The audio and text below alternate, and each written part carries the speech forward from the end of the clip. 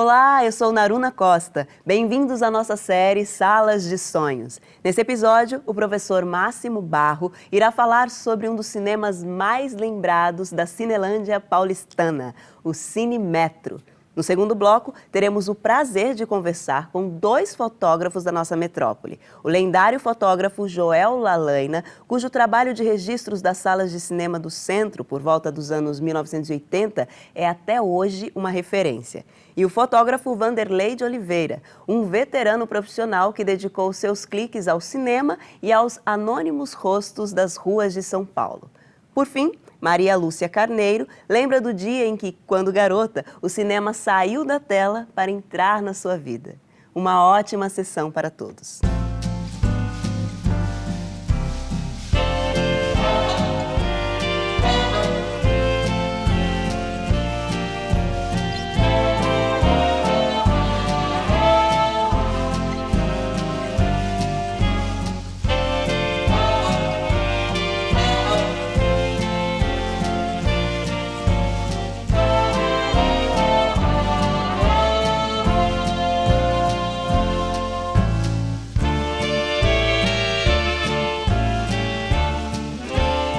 É indiscutível que o metro foi feito segundo o conceito não dos americanos, mas da Metro-Goldwyn-Mayer, que tinha os seus cinemas iguaizinhos em qualquer lugar do mundo. Naquela época,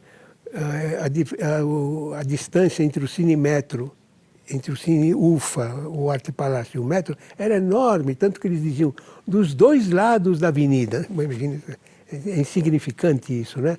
Mas para a época era muito distante, porque também depois do Cine Metro lá em cima já começava uma área que pertenceria mais à Lapa do que propriamente ao centro da cidade.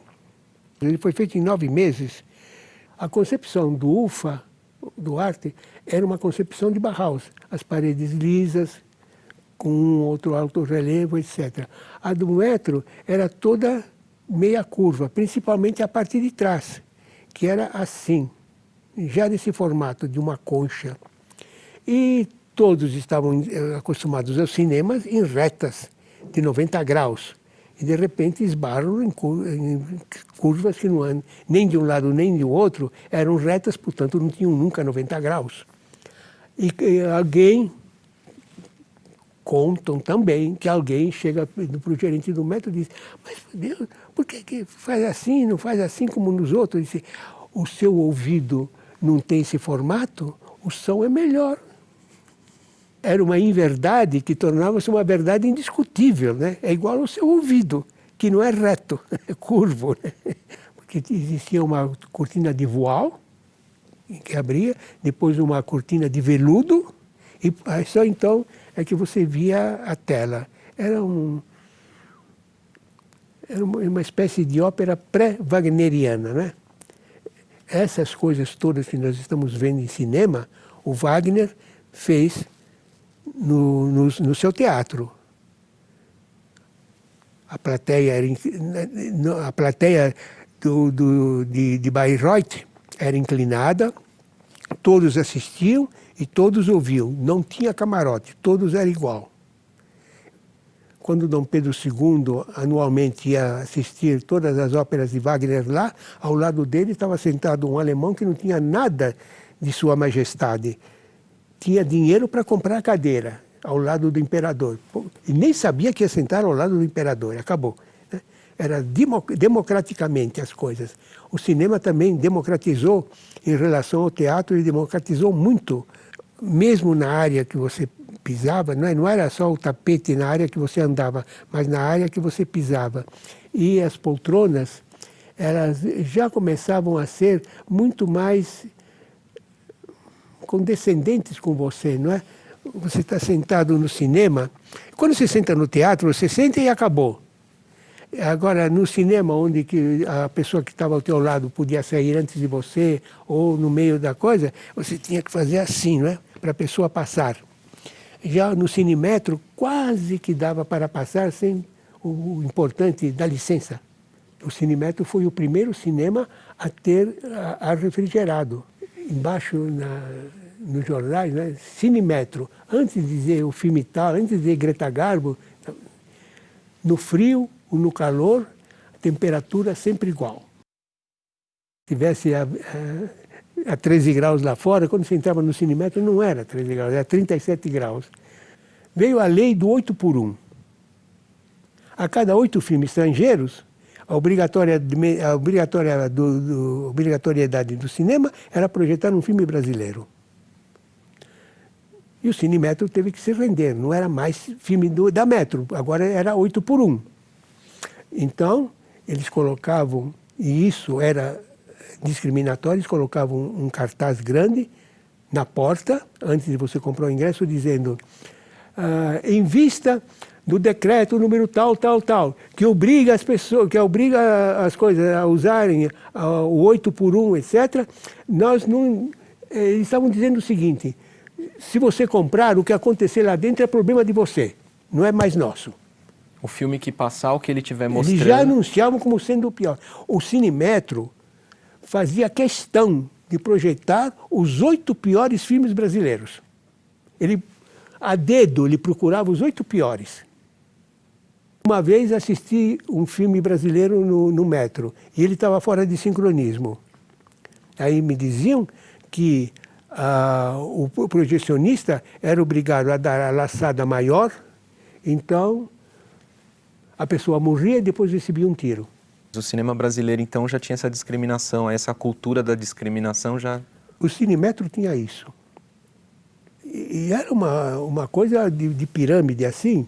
O Cinemetro não mudava sem ordem de Nova York.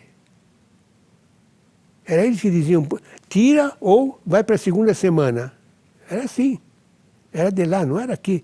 Eu tenho um colega, ele foi gerente do Cinemetro. E ele queria projetar O Vento Levou no cinema deles, da ilha e do continente, né? Era só atravessar a Ercílio Luz. E a Metro disse que não, só na ilha. O que ele fez? Ele disse, pode ser até que eu tenha gasto mais dinheiro do que a coisa. Contratei um táxi e ele ficou a noite inteira levando o rolo daqui para lá e de lá para cá, daqui para lá, de lá para cá. O Vento Levou tinha quase 4 horas, era muito rolo. Quer dizer, o táxi andou daqui para lá, a noite toda. Disse, mas eu não fiz aquilo que a Metro desejava. O Di Fraga me contou isso. Ele foi gerente da Metro em Florianópolis.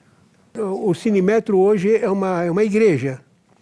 E de madrugada, quando eu perco o sono, eu vou para a televisão pegar o pior filme para ver se eu durmo imediatamente.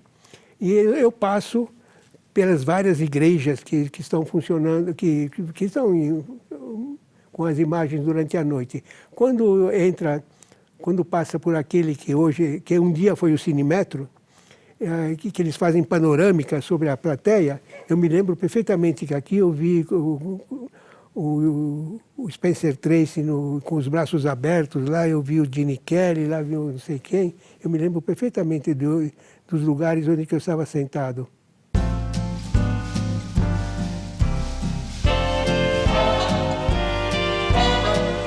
Eu sou Joel Lalain Nassene, eu sou paulistano, né?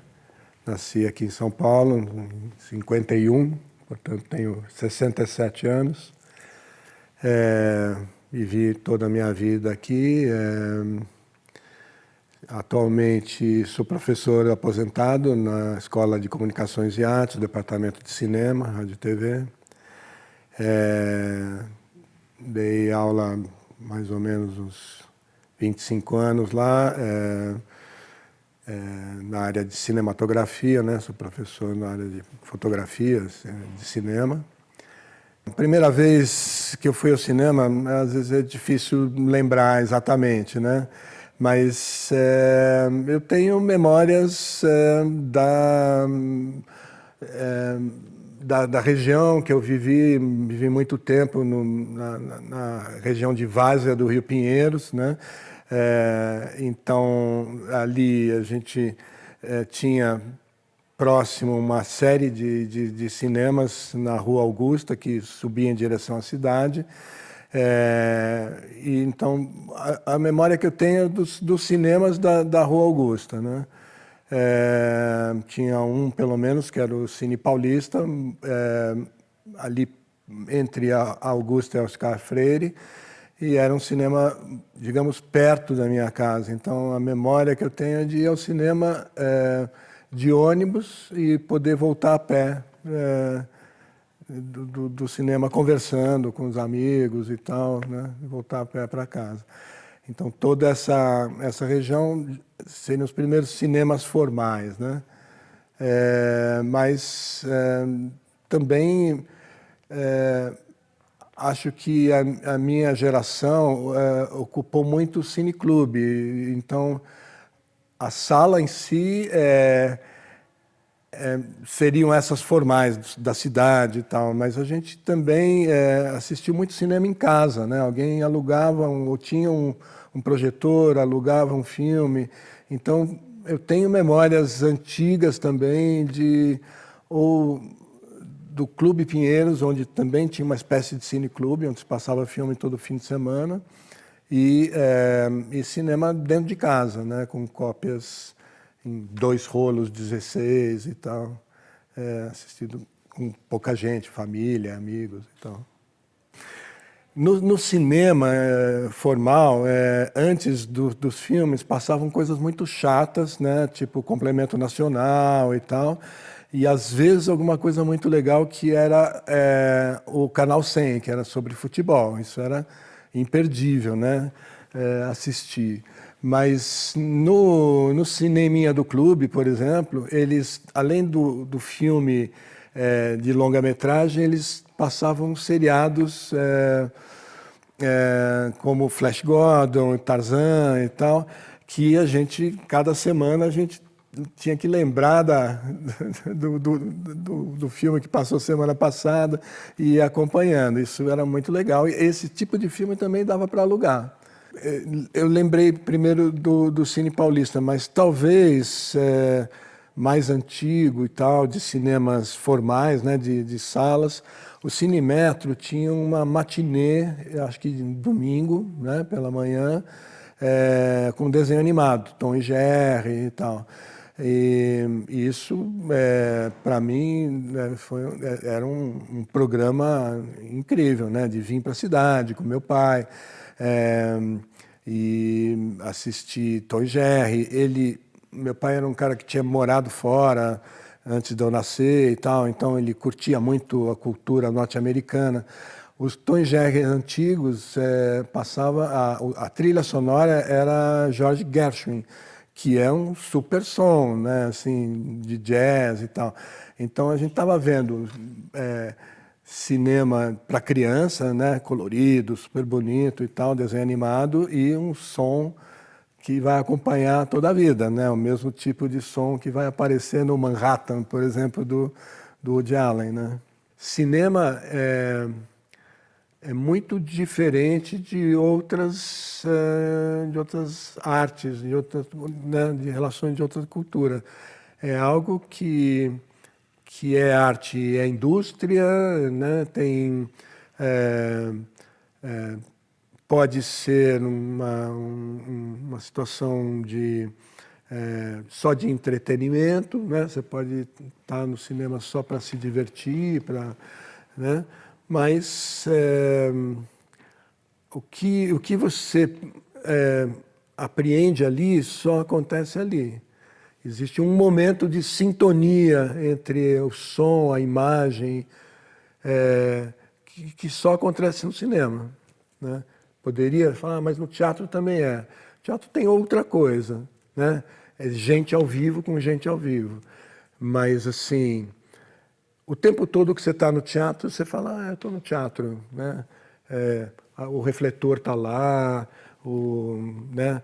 A mesa pode não ter cara de mesa, né?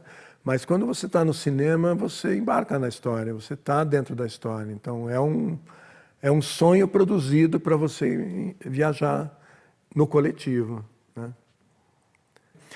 Quando eu fui trabalhar no IDAT, eu fui como realizador e fotógrafo. Então, eu, como tinha me formado em cinema, eu fui para essa área. Eu era pesquisador de assuntos culturais, mas eu cuidava do setor audiovisual, que fazia a documentação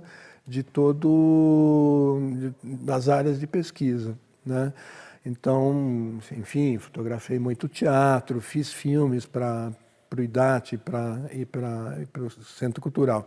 No começo dos anos 80, a Casa das Retotas, o IDAT, foi desativado e o Centro Cultural assumiu esse lado. Então, a Biblioteca de Arte, que estava num outro espaço, veio para dentro do Centro Cultural, a discoteca também, o Ney da Alvarenga também foi para lá.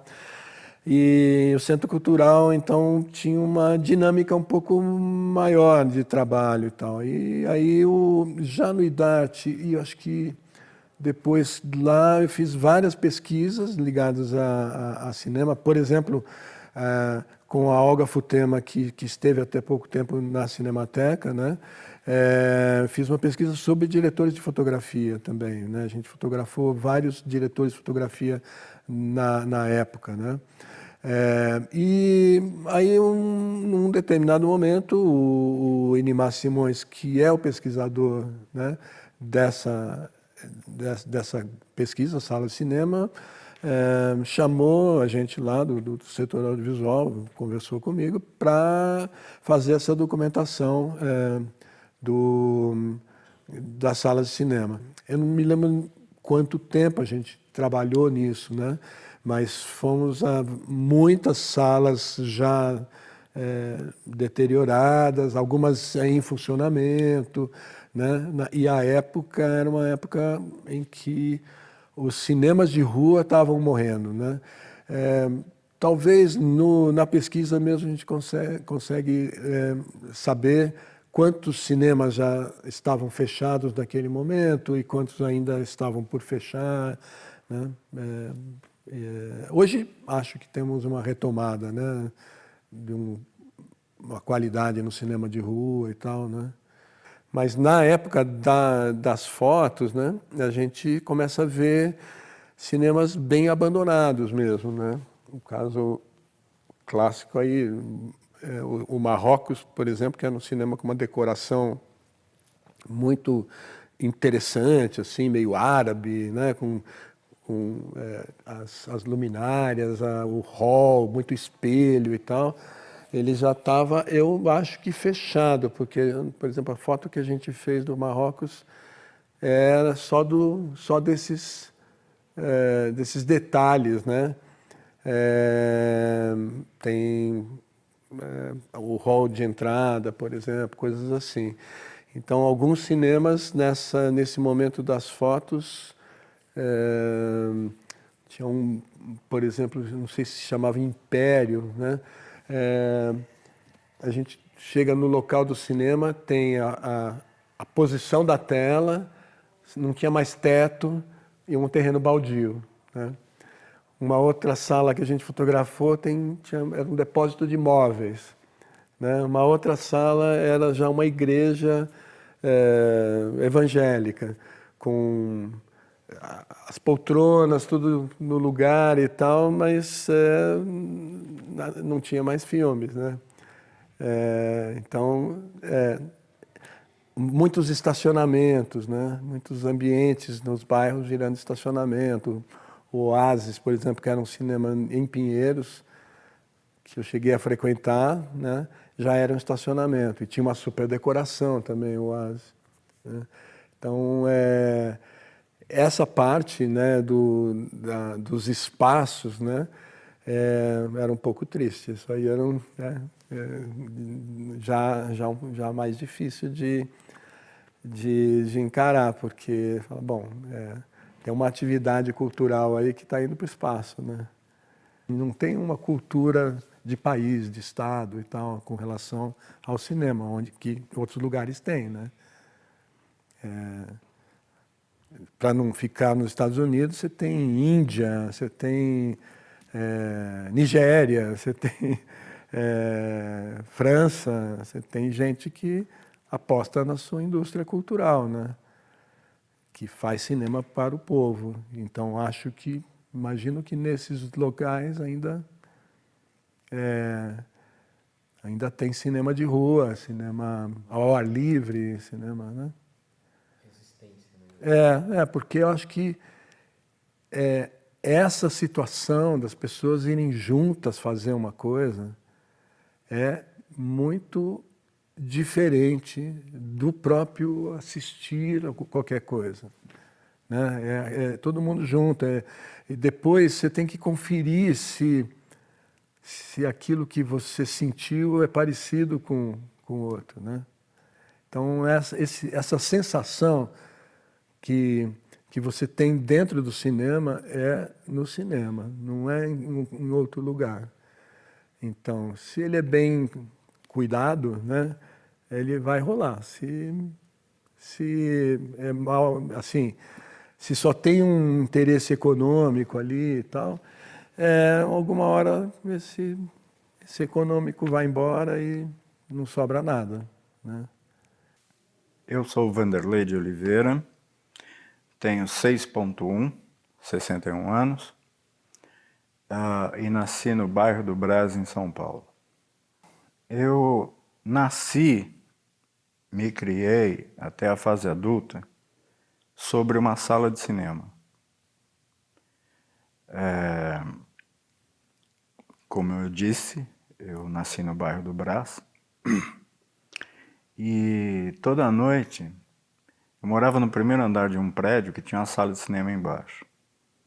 E à noite, ao deitar, eu via refletido no teto, em cores azul e vermelho,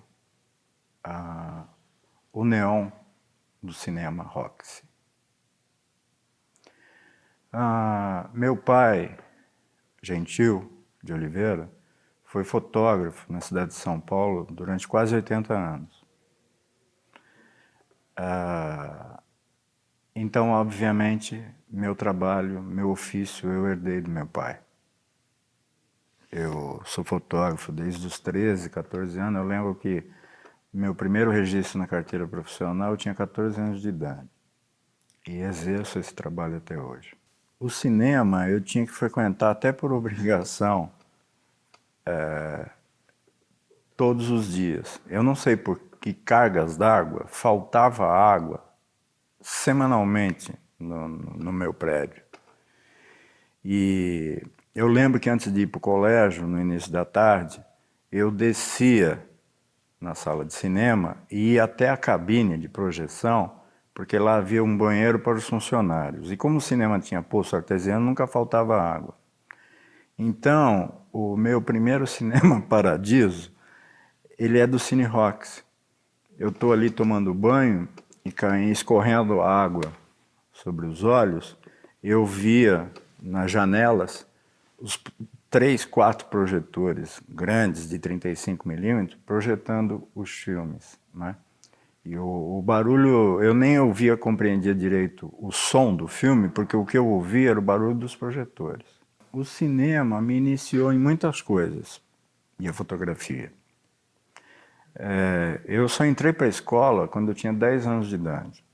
Eu aprendi primeiro a ler fotografia com meu pai. Ler e escrever fotografia. A própria palavra significa isso, escrever com a luz.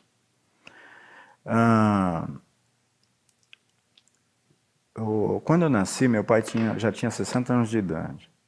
Então, obviamente, quando eu tinha 6, 7, 10 anos, ele não brincava de jogar bola comigo. Ele contava histórias. Ele era maçom. Então, eu lembro que as histórias da carochinha que eu ouvia eram sobre a Revolução Francesa.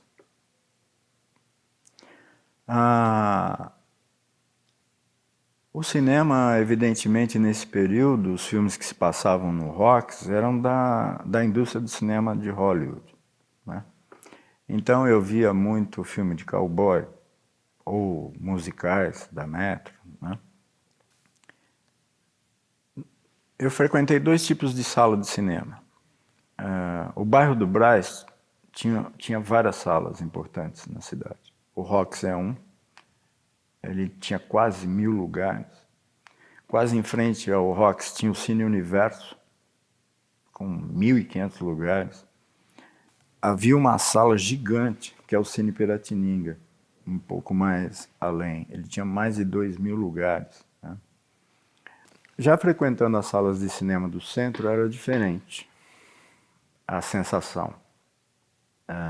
Essa sensação de acontecimento social era mais... E os cinemas eram mais luxuosos, né? O meu parquinho de diversão, quando eu tinha 10, 12 anos, era a Praça da República, que tinha coreto, era quase como uma cidade do interior, esse centro da cidade.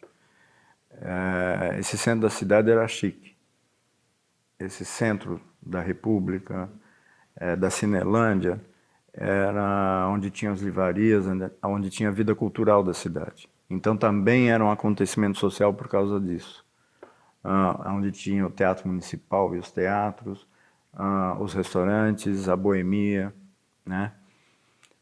É um outro centro. Eu entrei para militância estudantil, porque eu estudava sociologia na faculdade, mas eu fiz filosofia e sociologia, não concluí nenhum dos dois, mas eu tinha interesse em estudar para entender o que era o papel social da fotografia e o papel social do cinema. Eu fui entender o trabalho do meu pai na faculdade. E eu não tenho uma visão romântica sobre as coisas. Então, as salas de cinema elas estão fechando e vão fechar, porque mudou todo o suporte tecnológico, a forma de exibir, né? Está cada vez tudo mais individualizado, no mau sentido. Porque vê na palma da mão, né? E se concentra ali. De certa maneira, é uma forma... na época do cinema e depois, com a vinda da televisão, a televisão ocupou o cinema, né? E tem um filme que marca a geração da televisão, que é o Muito Além do Jardim, baseado num livro chamado Vidiota, né? É o único filme do Peter Sellers que não é comédia. O Vidiota hoje está com o celular na mão.